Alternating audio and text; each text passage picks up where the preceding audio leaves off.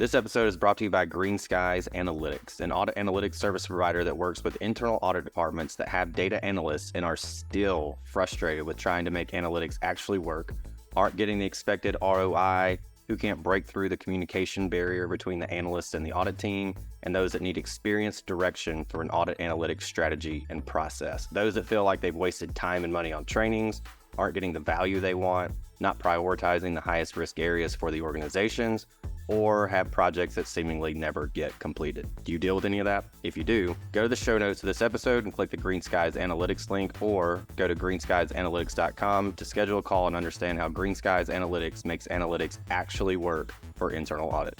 If you want to hear more from Erin, she was on the All Things Internal Audit Podcast. That's the IIA's podcast. She was interviewed by Jess Rogers, who's also been on the Audit Podcast. She's a global partner for Ernst & Young. And actually, it was when we were at GAM and I saw Erin being interviewed by Jess, and I went, well, we've had Jess on. We should probably have Erin on also. So to that, we say thank you, Jess. Erin, is there a prompt or AI use case that you've used in your personal life that you could share with the audience? Yes. So my daughter is getting ready to try out for a dance team tomorrow at school. And so we've been doing some research on different themes and other things that she could consider from that perspective that she needed to get up to speed on. And so I mean, you can find anything through AI. So that's just one example. But I've also used it for a lot of travel related things that I know we're not supposed to talk about. So. Well, the prompt, was the output like different moves? Dancing's not Yes, really something I'm she super is. familiar with.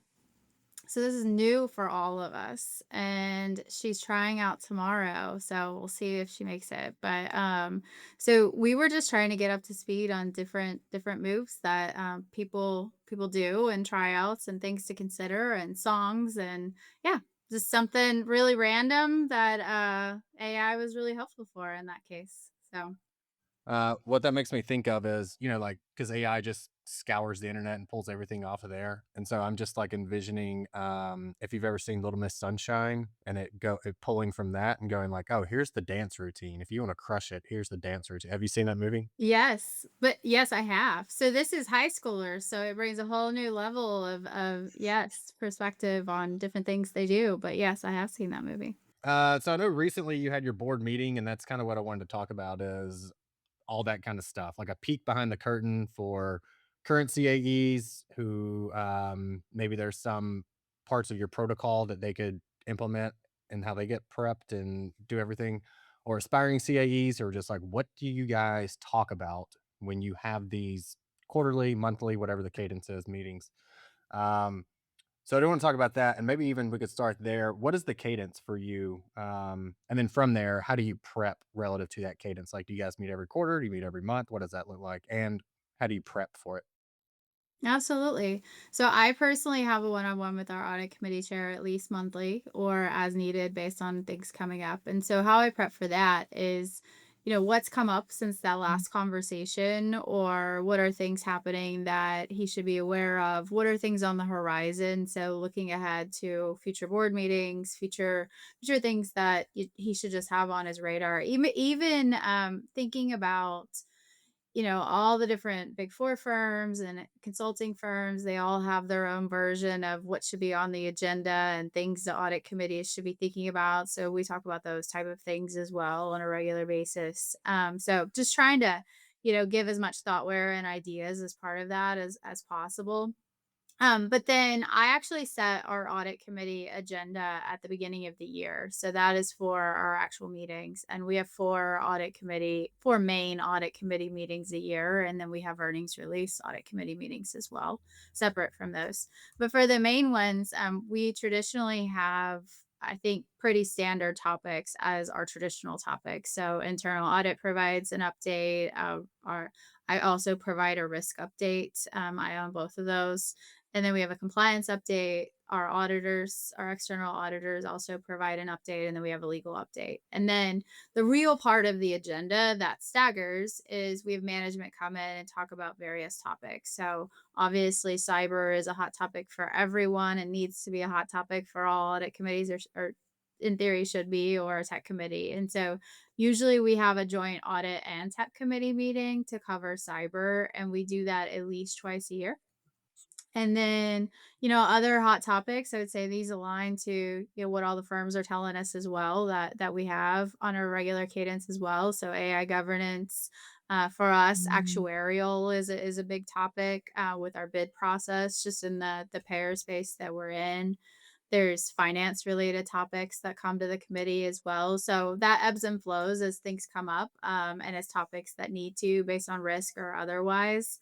So then, part of our meetings when we get together, for monthly one-on-ones, is also updating on those items. So here's what's on the next agenda. Is there something that has come up in between, and suggesting, hey, maybe we talk about this instead. So just real time dialogue for things as they're coming up too. Without being too specific, or as specific as you can, rather, what are some decisions in these monthly meetings that you're having with the audit committee? Like what take one or two, three, the most recent ones that you can think of, and go, yeah, the output of that, or the decision that was made from that, was what? Related to the cyberspace, cyber is a topic everywhere across the board, depending on, it really doesn't even matter industry wise, right? It's important for all of us. And so, generally in our meetings, we focus on, NIST scores and results, and, things that are coming from, I'll call it an external perspective or otherwise. And sometimes there'll be internal things, right? Internal flags that, the committee needs to have on their radar. And so, most recently, there were a couple of internal, flags that had come up, whether through audits or otherwise, that, it was more having a conversation of, hey, I want these to be on your in your mind, on your thought process, or in your thought process, things that you may want to ask additional questions about in, the upcoming meeting. And so it was more, almost prep for the audit committee chair. Of He sees it as help. He says help is the best four letter word there is. And so, he sees it as, prepping him. And so really, even down to, these are some questions you should ask, these are some things you should think about, like, so at a very detailed level, to make him be successful in that meeting as well, and help him get to where he's trying to get to. Okay. For you mentioned like firm guidance, and like how you come up basically with the topics you feel like you need to discuss with them. Do you have like some kind of weekly process where you sit down and go, like, maybe there's some kind of news feed of sorts that you get, and you go through there, and that's kind of like your, these are things I need to consider? Or is it just in like the natural flow of your day to day? Like, oh, that is something I need to discuss with them. Like, do you set aside time, or does it come more natural for you? More natural. So I'm part of different publications, so highly recommend that for, both new CAEs and, old CAEs, right? Like making sure you're part of all the publications, because that makes it easy. That comes across our email. And so then it does become more of a daily, weekly, however often they are, to make sure that, we're staying on top of those, reading through those. For me, because we meet monthly, like, it doesn't mean we never email converse, in between. There are things that come up that I'll send a message on, but generally I try to save a lot of those type of things, and communicate those during the meetings. Another thing, back to AI, AI is actually really helpful to be able to sort through all of those as well. I used Copilot recently because a lot of these things come in my inbox. And so Copilot also helped to be able to digest some of these and things that we should think through, and even taking it a step further of connecting it to what we already had on our agenda, and going through it from that perspective. So, um, but highly recommend. And what I've learned across not just our audit committee, but talking to other audit committee members, I think every audit committee has a different pulse, a different level of pulse on all of those type documents. And so, while at first, to me, it seemed pretty basic of, yeah, they're probably getting these and they're probably reading these as well. There's all kinds of different variations of who does, who doesn't, and how deeply involved in those they are. So the thought where I think is very helpful for them. That's a good point because there's definitely audit committee chairs, members who have zero audit background, and they're definitely not paying attention to some of the things that we information, I guess, maybe we take for granted and assume everybody knows. To that point, you mentioned some publications. Are there any that you can mention so anyone who's listening go, oh, I need to sign up for that? Yes. So, not to give props to any one in particular firm. I'm sure every firm has their own that are great. But recently, I've leveraged one from Deloitte. It's a Deloitte audit committee. They have them through debriefs, they have them through an audit committee board effectiveness type group. EY has one that I've used as well. Protiviti recently published one.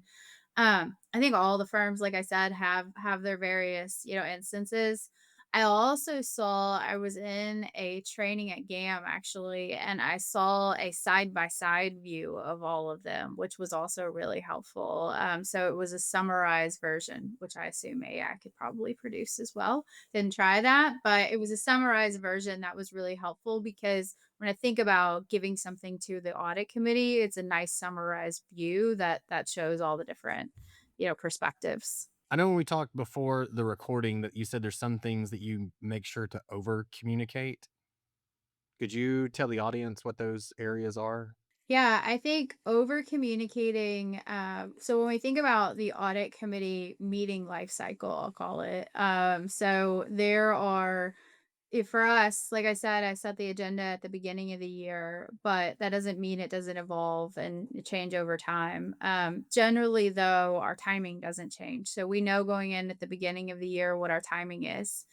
So one of the things that I think is so important to over communicate, and it sounds very basic, but is just basic time management and date management, if you will. And so once we have, those dates set, once we have our agenda set, we do 3 to 4 different deadlines on people's calendars that we're holding. So, obviously, the actual meeting, the date that we officially, package up everything for a final version, the date that we go through and we package up everything to the audit committee at least 2 weeks in advance before our actual meeting so that we can get through different questions. So making sure that everybody has visibility into each of those deadlines is really important. But then also back to over communication, continuing to update on the expectations of the timing and things they might want to consider and their publications. And then the other thing that we do that I find very helpful is we send everything 2 weeks in advance to the audit committee chair. He comes back with questions, his own questions, but generally, has a great pulse on probably things other people are going to ask on the committee as well. And so we have a process in place also over communication, but in terms of, hey, these come back, here's our deadline to respond to those, here's the time frame and structure in place for that. So it's just gotten to a place where that works very well in a synced fashion as we move forward to get to the audit committee date.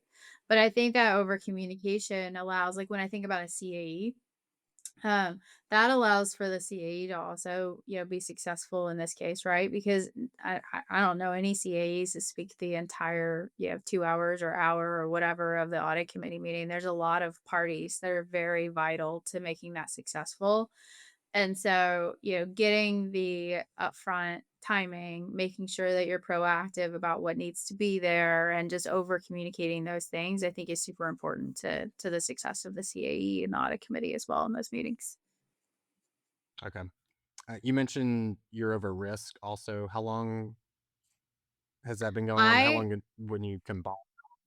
I took over enterprise risk last May. And so I Okay. have enterprise risk management, internal audit, and SOX, as I'll call it, the big picture. But then I also have included in the ERM side, I have model risk management, third party risk management, fraud risk, business continuity, crisis. So kind of the full gamut of when you think about risk management, it all sits under there.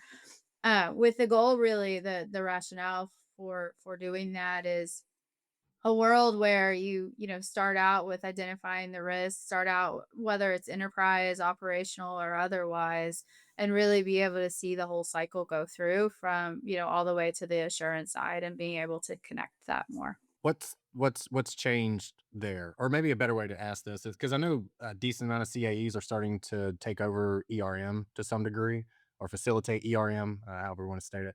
Um, Maybe a better question would be lessons learned from you in doing that, advice you could give to those that are going through that or expect to be going through that here soon. A couple of things. I came into Humana's internal audit department straight out of coming from Deloitte, where I spent like 15 years, and so I've always been in the audit world, right? And not that risk isn't, but coming in, it was a new job for me and made my way around the internal audit department. But taking on risk was the first time that I truly took over something new to see it in a, truly different light. And maybe was less of my comfort zone than where I'd come from. And so the first thing I did was kick off a maturity assessment to understand where we're at. And like that's so important to me when I think about it as a leader because, when I think about people switch jobs all the time, whether it's switching companies, whether it's switching roles, and it's not something that I'd really had to take on a net new, right? Outside of just going from audit to audit. And so I think about how important that was for me to be able to like look under the covers and really see where we're at and learn from that. Having not if I hadn't have done that, right, I could still be at this point and just trudging along with the way things were. And so for me, that was very helpful to really understand where we're at and where we want to get to or where we should want to get to. What does mature look like in this world? And so that was really helpful, just coming out with a roadmap of here's where we're at and here's where I want to get to. So I would say that's the biggest thing that I learned as just a leader, irregardless of whether it's risk or business or whatever, right? Just as a leadership function. But having the two together, or having the broader organization together, I also when I took over enterprise risk, also took on operational risk, and to me, learning the differences between those was also a big thing. But truly like seeing the ability to like I think all of us as CAEs, our goal is to provide, or one of our goals is to be valuable to management, right? To provide valuable insights to management, to be more proactive from a risk perspective, to really have that seat at the table that you're a phone call away and people are seeking out the great work that we do. Seeing risk come into the organization and having more of that bandwidth, I'll call it doors that have opened to, really being able to showcase that value and having that seat at the table, whether it's more from a strategic lens or a transformation lens or, whatever the case is, it's changed the game entirely from that perspective. I think we provided a lot of value and had a great story before an internal audit of what we wanted it to look like. But it did entirely change the game where you have your pulse on true risk now, from both an operational and enterprise perspective, and really being able to see that the full picture. Okay. So for those who don't have the seat at the table, maybe it sounds like it would be pretty solid advice to see to what degree of, we say, facilitation, ownership, whatever, of ERM would probably very much help in establishing that seat at the table, trusted advisor, all that kind of good stuff, right? I think it's huge. Yes. Okay. I had a CAE a couple years ago tell me that she was taking on a new role. It was a big role at a big company, and that ERM wasn't included in it. And she said, I'd love to have this job, but I'm not taking it unless you pull ERM in it because of all these things I'm saying. And she Yeah. was right. Like I didn't realize it at the time because I didn't have both, but she was definitely right. Like it's a game changer in my opinion, having both of them. For the maturity assessment, were there resources that you used to do that in house, or did you go third party? You don't have to mention the third party if you did, but like walk us through for anyone who goes, I barely know what ERM is, or maybe they're coming from a similar background to you as you are, and they can go like, okay, how did Erin do this maturity assessment? I did. And so because I own internal audit and ERM, I did it across the board for a couple of reasons. One, in internal audit, we were up for our 5-year external quality. So I lumped that together with a maturity assessment. And then we also did the full ERM maturity assessment. I did use an external party.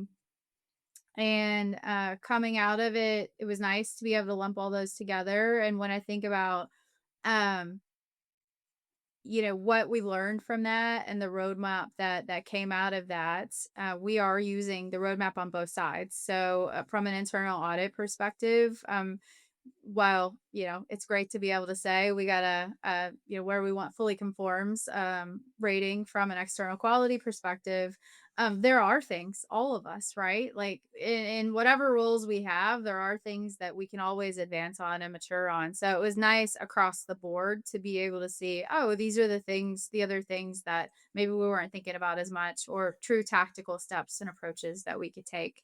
So when I think about like going into a new job or being a new CAE and thinking about, like, not all of us have big budgets, and honestly this wasn't even that expensive to do. And so if you can get the budget, I think it's vital to go in and do, because especially for new CAEs, or just learning a new place, like having that roadmap is so important and helpful as you think about your 30, 60, 90, and so on day plan. I can we don't talk ERM a ton on here. We did, I think it's Claire Warledge who we did like a whole ERM thing, but I can certainly imagine that there's people in the listening right now going, "What? I don't really get the difference between ERM and let's just say the risk assessment." Like in internal audit, we always do a risk assessment that covers the whole org. ERM is enterprise risk management. Isn't that basically the same thing? So, what's the difference, and how can people better understand kind of roles and responsibilities relative to audit and risk assessment process versus ERM as a whole? From an audit perspective, I think about it in what, we've historically done, and that is, annually we've met with all kinds of leaders across the company at varying levels to understand what's on their mind, what's keeping them up at night. What changes do they have on the horizon, whether compliance related, whether, regulatory, whether any system changes, any changes that are on the horizon. And how do we think about that? And then there's more of a risk ranking process that happens to be able to come up with the audit plan. And then 2 years ago we developed more of a dynamic process as well, where on a quarterly basis we ask similar questions through a survey function and adjust our audit plan accordingly. But then, now having ERM, because I used to have that same question of why are we all doing different, right? We should all do the same. But from an ERM perspective, that should be at the very, macro level, right? True enterprise level of what could take down the company, right? Like, what are those big, meaty risks that could truly take down the company if something went wrong? And we should be proactive in thinking about those, right? And those should tie to strategy. Not that that doesn't mean that audit related risk or audit plan items don't tie to strategy, but these are at a totally different level. And then when you think about the audit plan, in a perfect world, which I will tell you, we haven't connected these fully yet, right? That's all part of our maturity because I just took over both. But um we in a perfect world, you start with the enterprise, and then, audit would leverage some of that through risk drivers and, controls that are mapped to it, and, eventual state of being more proactive and having KRIs and all of those things in place as well. So, to me, like they are totally different, but they can leverage one another and really build off each other in a perfect state. So initially, yeah, this was supposed to be about board materials and reporting and protocols and all that kind of good stuff, and it kind of switched into a ERM conversation, which I think ultimately was probably better for the audience in general. So thank you very much for doing that. I know we didn't have anything really prepared in that sense. So again, thank you very much. With that said, is there anything else you want to leave the audience with? I'm going to hand the microphone over to you and let you close us out. So since we did just pivot to more of a ERM perspective, I did a podcast a month or so ago, related to advancement of internal audit and really thinking like a risk strategist. And so I encourage you to look for that on LinkedIn. There's a lot of great information that's in there about how do we really think about risks differently as internal audit, and how do we up our game as internal auditors, and really try to think more proactively versus reactively. Hey everyone, thank you very much for listening to this episode of the Audit Podcast. Whatever platform you're listening on right now, I'm sure there's a subscribe button somewhere, so please hit the subscribe button there. If you're listening through iTunes or Spotify, feel free to go give us that 5-star rating. It only took me about 16 seconds to give myself a 5-star review, and it really helps to get future guests to come on the show, so we'd really appreciate that. Lastly, be sure to check out the show notes and follow us on all our social media channels on Instagram, on LinkedIn, and on TikTok. Also, if interested, please sign up for our weekly newsletter from the Audit Podcast. Thank you all. Have a great one.